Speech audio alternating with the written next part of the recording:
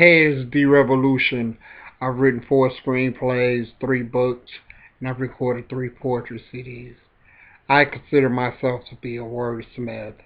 I love words. I love what words can do. I love the way words are put together. So in this video, I'm going to talk about dialogue. What you're writing, if you're a writer and you're trying to figure out the dialogue and you're trying to tell a story, but you also want the dialogue to be very original. And that's it right there, originality.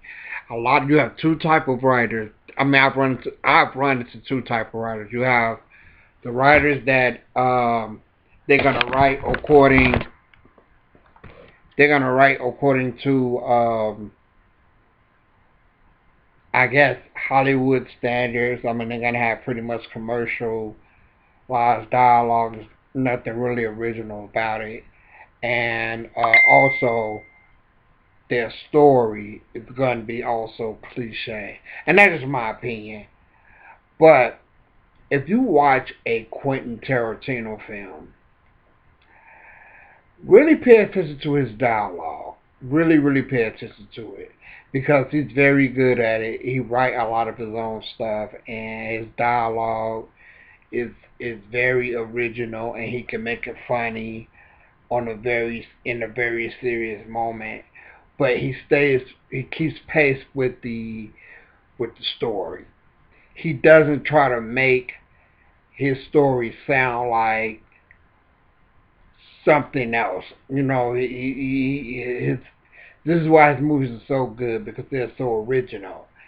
And having an original concept, story concept, with original dialogue is always gonna put you ahead of the pack when it comes to the readers, when it comes to writing your story.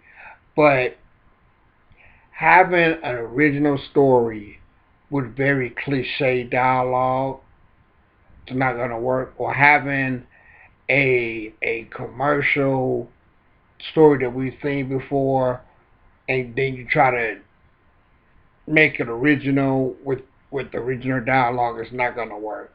You have to have originality all the way across the board.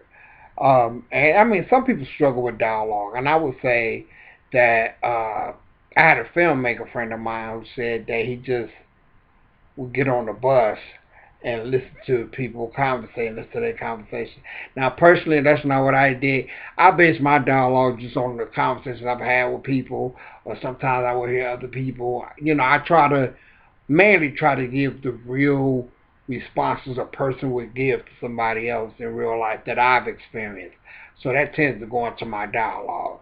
And a lot of my dialogue is logical dialogue as well. The things that logically make sense to say. So if you think about it like that, if there's a elephant in a room, it's logical to say, why is the elephant in this room? That would be logical in my dialogue that I would put.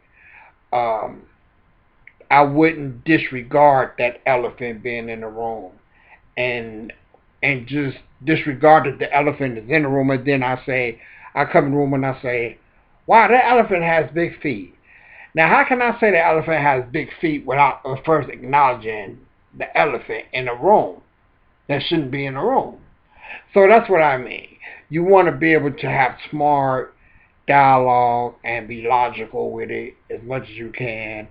And it's going to make your story that much more juicier and that much more better. Same as any Quentin Tarantino movie. It makes this movie a little bit more potent because of his original dialogue. Peace. I'm D Revolution. I need you guys to subscribe. I need your help to help build this channel. You guys have a great day.